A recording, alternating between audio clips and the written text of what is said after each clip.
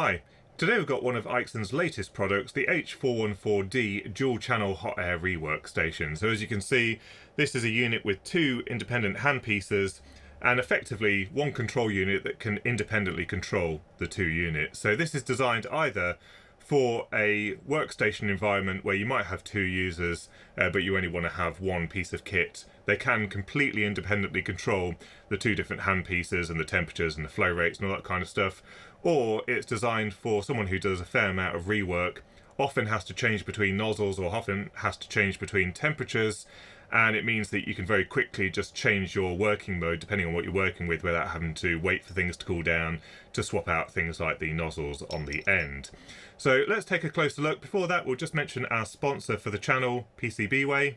So don't forget to visit PCBWay for your electromechanical manufacturing needs. You can of course get your PCBs manufactured here in a wide range of options, including aluminium and copper PCBs, and also have FPC and rigid flex PCBs manufactured here. They also offer a wide range of mechanical manufacturing, including CNC machining, 3D printing, sheet metal fabrication and injection molding. And should you wish to, you can also get your PCBs assembled at PCBWay with components that you specify to be assembled onto the PCB. So don't forget to visit PCBWay.com.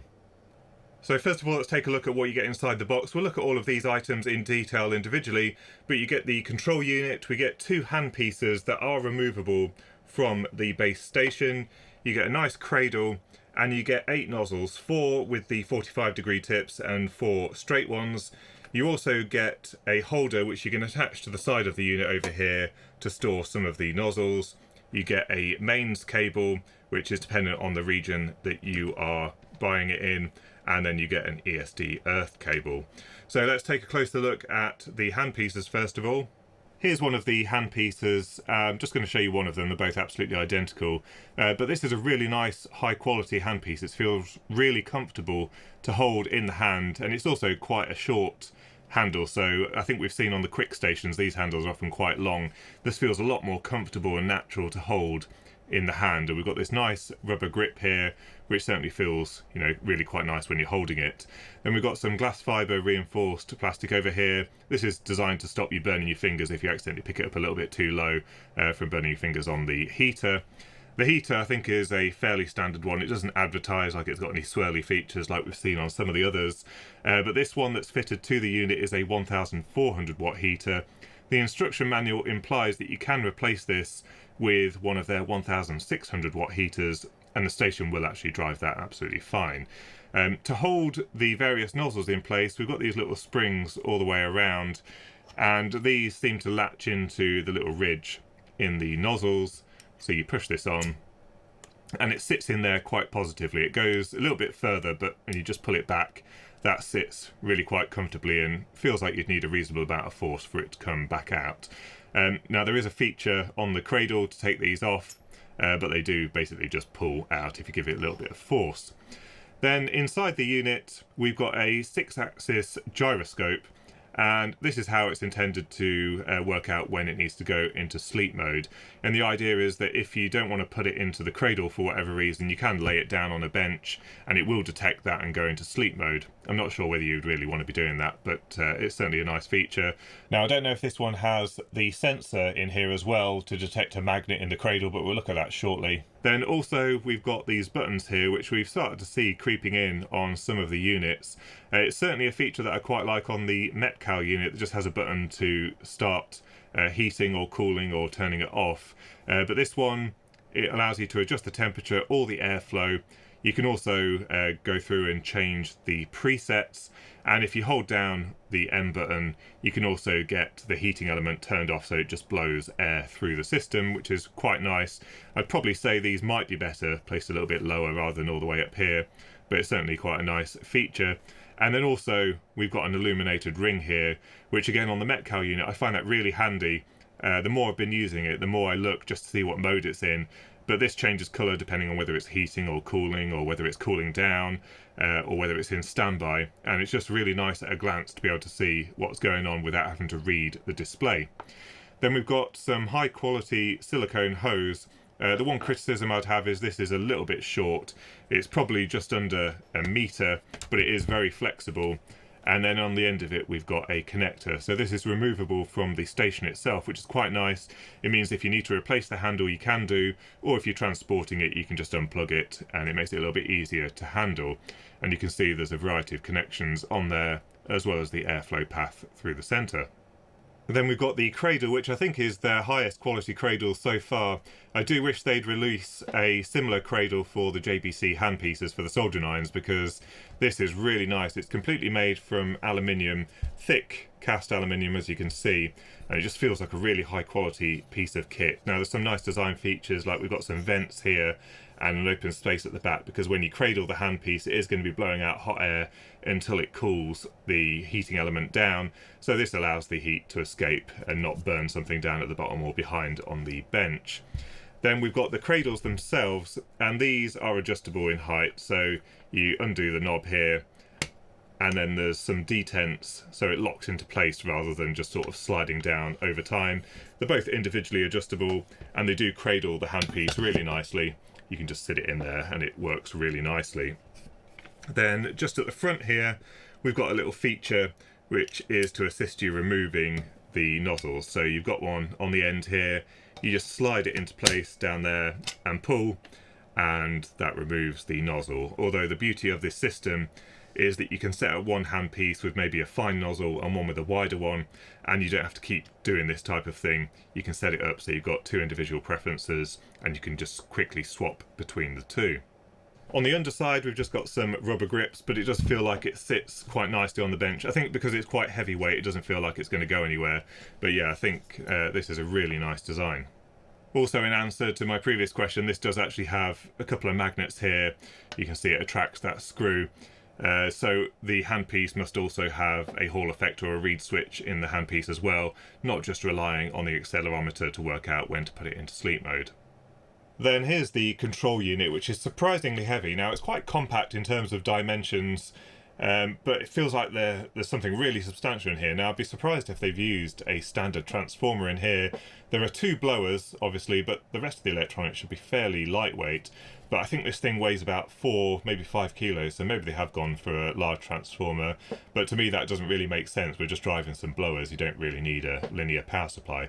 But I'm sure we'll find out when we open it up in a moment. And then on the front of the unit what we've got is a 3.5 inch IPS TFT, so we should have some really nice clear graphics on the front of the unit, and we've got some presets as well as a set button, and I think that takes us into the menu as well. Then we've got independent controls for temperature and air, and you can use these to control either channel, so we've got up down buttons on each side as well as air and temperature. And then we've got a USB-C port on the front. Now as far as I'm aware, and from what it looks like in the user manual, this is only for firmware updates, so I feel like they could have placed this slightly more out of the way for something that's probably fairly infrequently used. If it was, for example, a USB power delivery port or something for charging stuff, that would be quite nice to have it on the front, but I didn't see anything in the user manual that said that. And then we've got some caps here which cover the connectors off to the handpieces, and it says high voltage hazard, do not touch.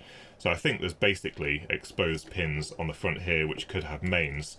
So yeah, we've got some pins around the front which you could quite easily touch, so that's not the best. Normally they're getting a lot better with electrical safety, but I feel like this doesn't quite meet the requirements unless there's some kind of interlock where you have to have some pins shorted before it applies mains to these pins. And then we've got a push button power switch with an illuminated ring, so we've got the power switch at the front of the unit which will please many people. We'll just put that back into place. Then on the side of the unit we've got a couple of threaded holes here. This is on both sides so that you can attach this little bracket which holds the nozzles in place, so you can fit that if you want, or you can leave it behind.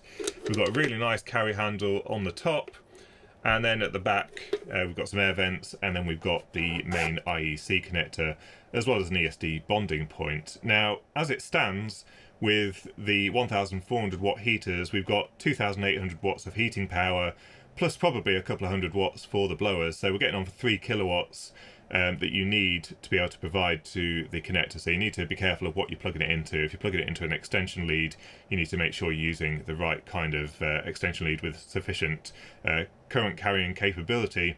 But if you do replace those heaters with 1600 watts, then we're going to be using probably a little bit more than a standard socket would normally want to provide.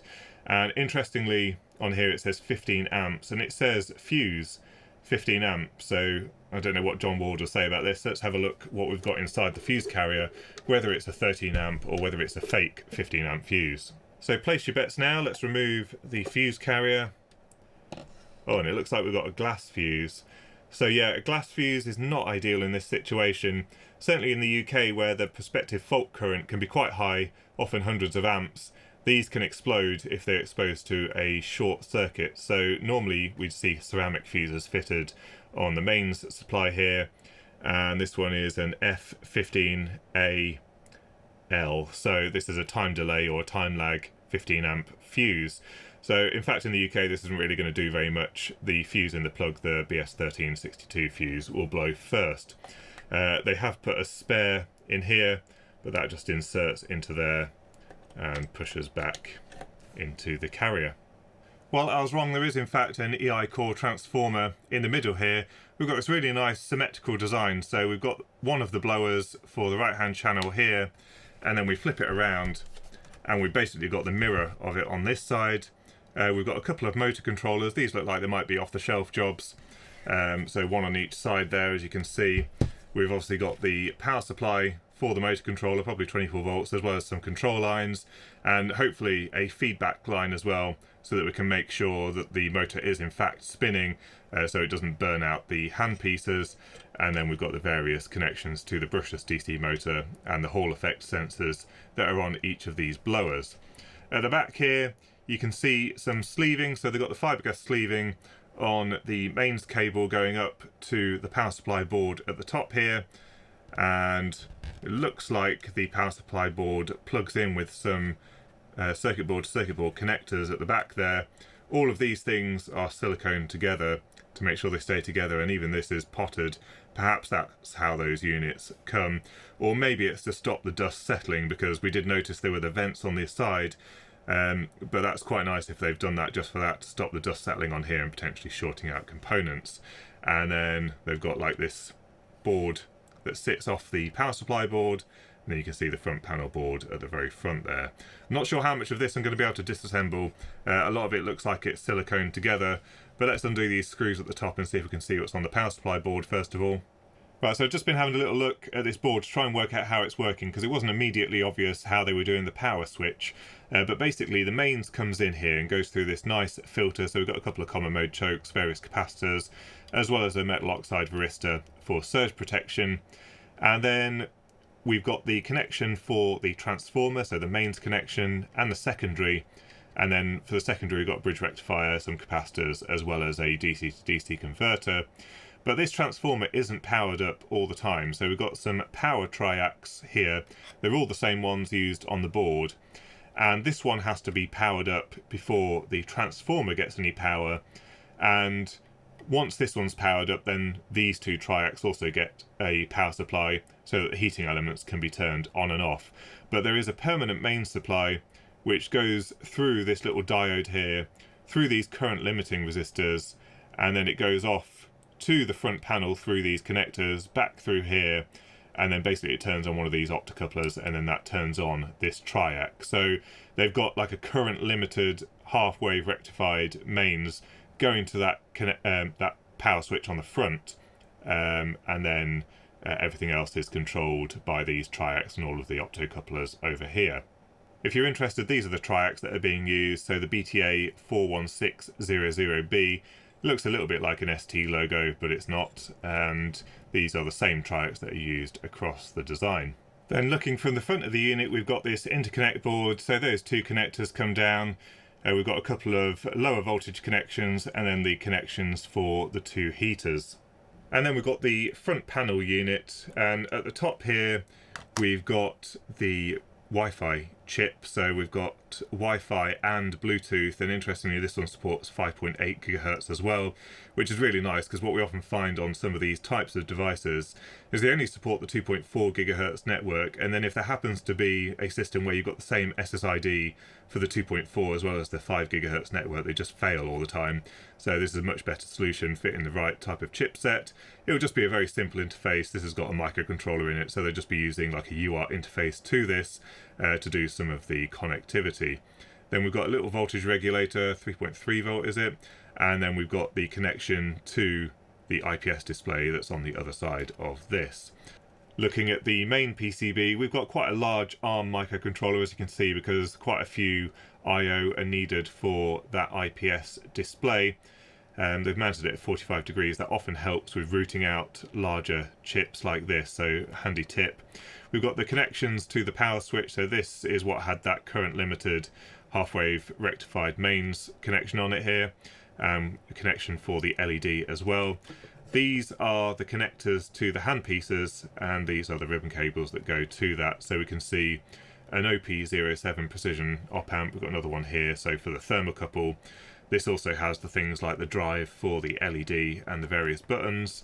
We've got some more regulators, so some switching regulators. We've got some linear regulators.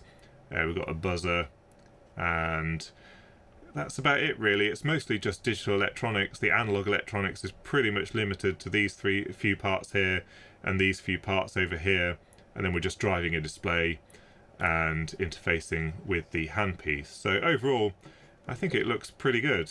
Right, just one thing to note about the earthing. So the IEC connector here has one earth cable that then goes to the 4mm banana jack. Now this is actually tied to the chassis. They've scraped away the paint. However, what you'll notice here is there's a section all the way along here that isn't painted, and there is a similar one on the inside of the chassis here. So when they are bolted together, although it's not quite as good as having a flying lead to all of the metal sections, it does have better contact than we've seen on other devices where they're just relying on the screws basically to provide some earth continuity. So a nice little touch there.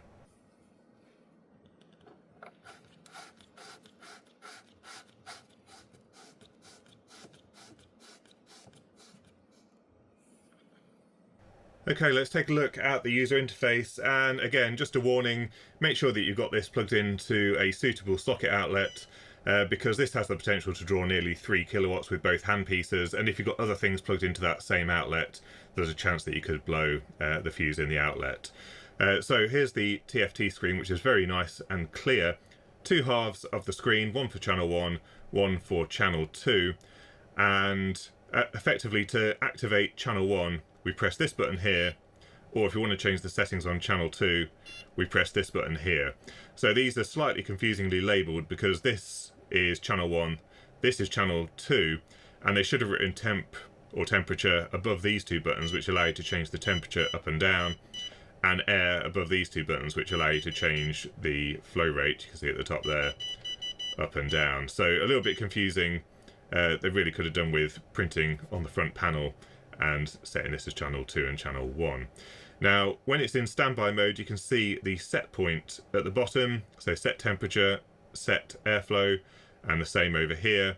And for whichever unit is active at the moment, you can use the presets here.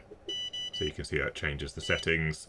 And if you want to store a new preset, you just hold down the button and then it stores it. You can see there in the little box there. We've also got a little bar graph here which shows you how much power is being used, and you might have also noticed, you can see here on the handpiece, the ring is glowing blue to say it's in standby mode.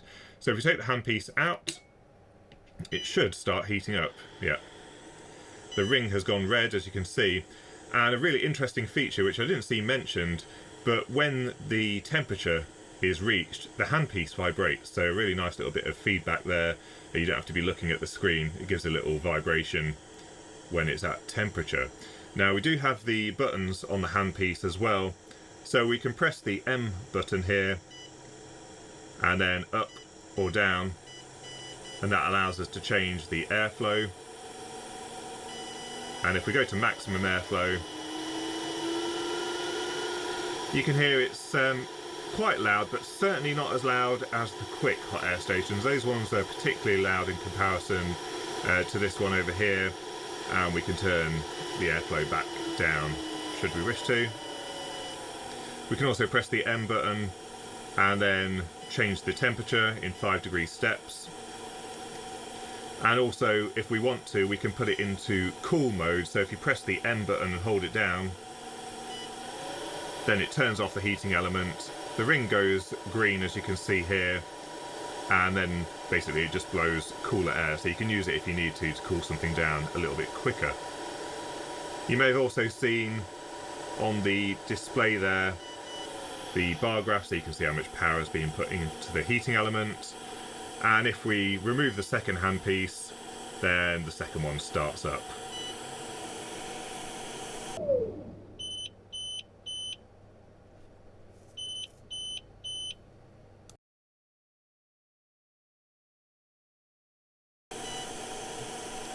So 2 independent handpieces, all working quite happily and potentially drawing lots of power from the mains. When we put the handpieces back in the cradle, it turns the airflow rate right up to cool it down nice and quickly.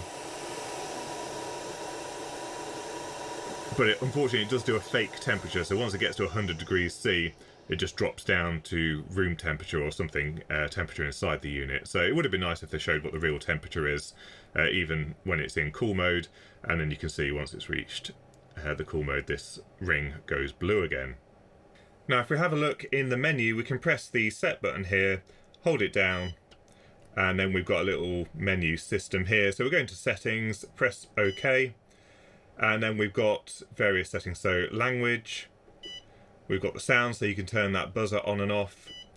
Then we've got the option whether or not to maintain the last airspeed when you turn off the device. So you can either keep it as the presets, or you can have it as an automatically recorded last used value. Then we can connect to Wi-Fi should we wish to do over-the-air firmware updates. There are 2 themes, so you can either have it with a dark screen or light mode. And then we've got the handle setting modes. Now if we press OK on this one, effectively this allows you to use the up and down buttons for various functions. So when we press the M button there, we were sequencing between temperature and fan, but we can also add in an extra button press to switch between 3 different PID loops, so standard, soft or turbo. These basically are how harsh and how quickly it's going to get to the set point.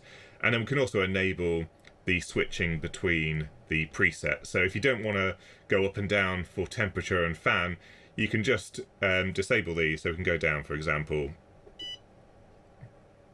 and turn that one off, turn that one off, and turn that one on, for example, and then the up and down buttons will only ever switch between the 3 presets, and it won't do any of the other things.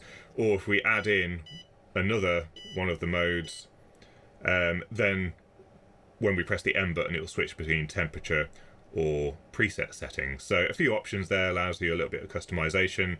I imagine most people would probably only use the up and down buttons for switching between presets, to be honest.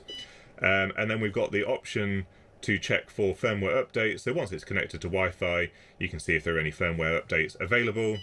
You can do a reset to factory defaults, and then we've got the option to turn off whether or not the system goes into standby mode when the hand piece is placed on the workbench. So once it's horizontal, whether or not it turns off the heater and lets it cool down.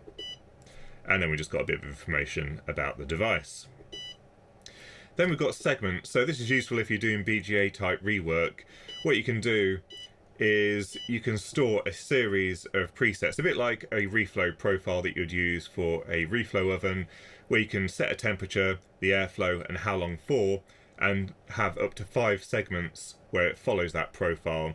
And depending on the type of board you're using, you might want to, for example, preheat the board at a very low temperature for a minute or 2 to get some heat into the board before you start raising the temperature so that it reflows the part that you're trying to remove. So quite a useful function there, possibly not used by everyone, but certainly a very useful function.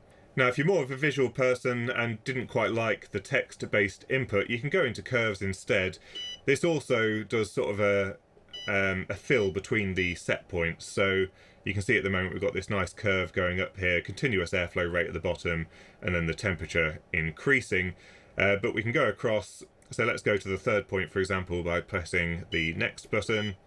And then we can use the up and down buttons to change the settings here. Now, this is where I think there could be a little bit of a firmware improvement, because when you press the buttons, it goes up or down in steps of 1.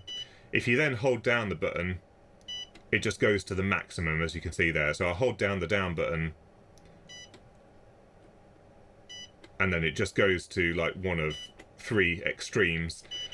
So if you want to make changes, you have to continuously press the up and down buttons, which, as you can hear by the buzzer, also gets quite annoying. And then if we want to change the airflow rate, we press the air button, and then we can change the airflow rate on here. And it will basically follow this profile. So instead of the text-based method where it just jumps at each time point, instead it interpolates between the 2 points and gives a more sort of curvy reflow profile. So this is ideal again for desoldering stuff. And we can store it, and then we can go back to the main screen. Then finally we've got the option to calibrate the station. However, if you do go into here, it does say that you need to use another piece of equipment. So it says please connect DT01, which must be some kind of external calibration machine. So yeah, you can't really do this at home, but you shouldn't really need to anyway. I think these should be calibrated from factory. In fact, let's have a look at that. So just poking a thermocouple in the airflow there, and you can see we're pretty much bang on. It's reading about 300 degrees C when it's set to 300. So it looks like the calibration is pretty good on this thing. Okay, so let's try and remove a few parts from the board. Now this is a HDI board. It's got about 10 layers on this thing. So we'll try and remove a few parts from here. So a lot of people like to apply flux before desoldering. Now it's not generally absolutely essential, but it can help just pick up parts off the board and help it reflow a little bit better. So we'll put a little bit on there, and let's see if we can remove these parts. The temperature on here is 400 degrees C at the moment. It's also quite a useful way to see that you're getting enough heat into the board. The flux will start to boil, and then we should start to see a change in state on the solder. So it's just reached temperature. I felt the handpiece vibrate.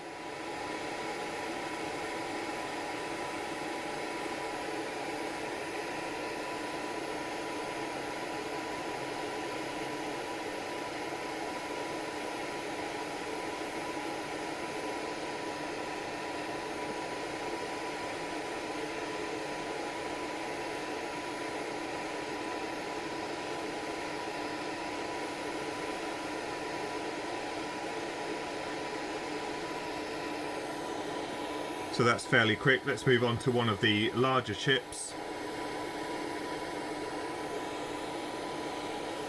This dev board is broken, by the way. I'm not wrecking one just for fun.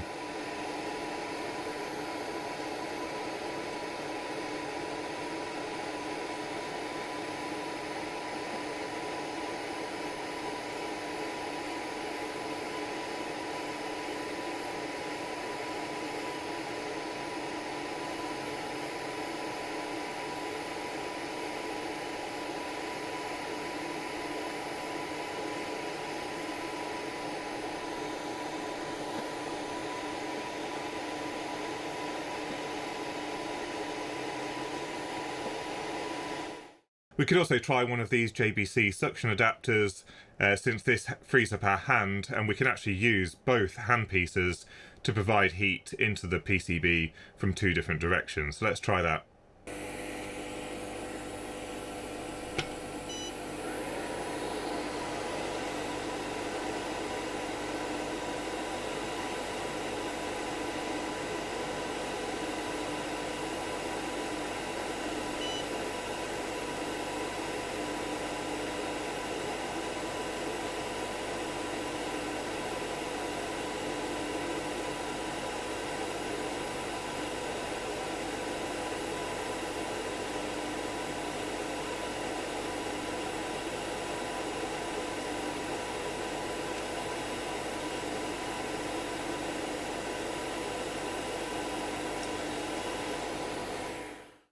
So yeah, absolutely no problem with the power delivery or the airflow from this hot air station, and I wouldn't really expect there to be. The smaller station with just the one handpiece from Aixun works really well.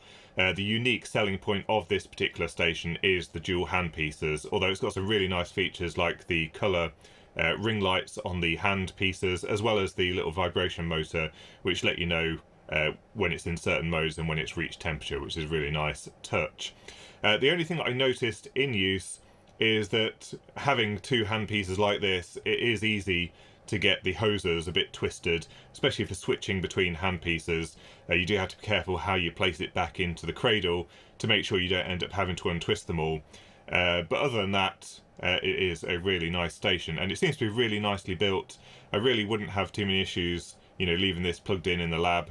The electrical safety seems fine. I mean, if you wanted to go a bit extra, you could add the earth leads to the flying, you know, to the other parts of the chassis.